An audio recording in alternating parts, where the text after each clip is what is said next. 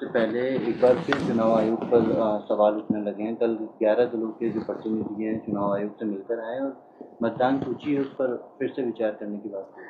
देखिए, मैं लंबे अरसे से कह रहा हूँ कि देश किस दिशा में जा रहा है, किस दिशा में जाएगा, उसका नमूना यह है जो व्यवहार किया गया है कांग्रेस नेताओं के साथ में। मेरे ख्याल से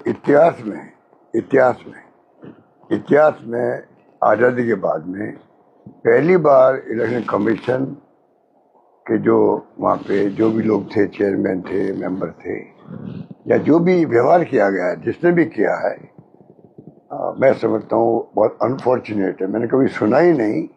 हम लोग भी कई बार गए हैं, हमने भी कई ऐसी बातें कही होगी।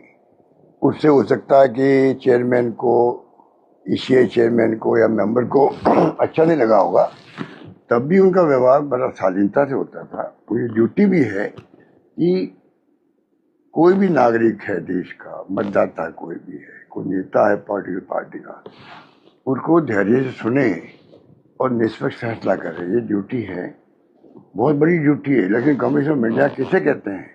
जिसके ऊपर पूरा चुनाव डिपेंड करता है, बहुत बड़ी संस्था है, बहुत क्रेडिबल संस्था है।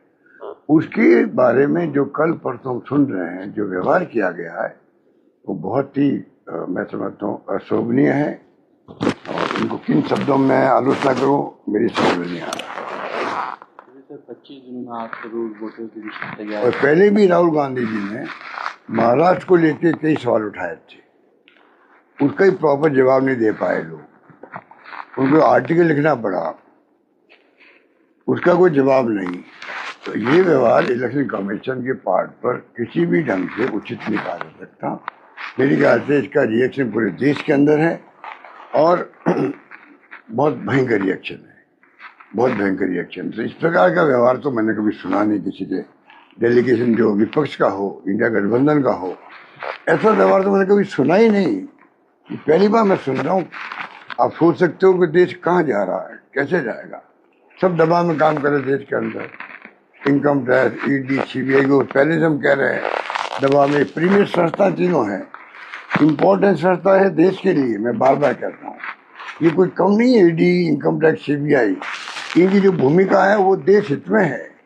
पर जो दबाव में इनको लिया गया है और जो अन्याय हो रहा है विपक्षी पार्टी के नेताओं के साथ में, वो जग जाहिर है।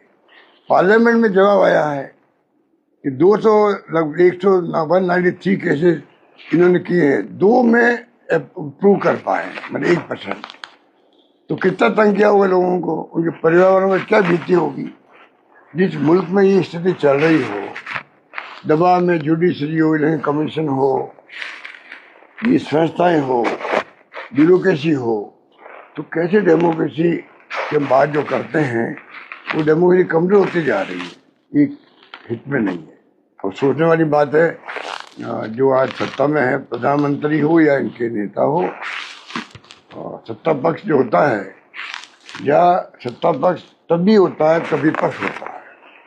तो विपक्ष की बात नहीं मानोगे, आप सुनोगे, तो देश भी तकलीफ पाएगा, आप भी तकलीफ पाओगे। 25 दिन में 8 करोड़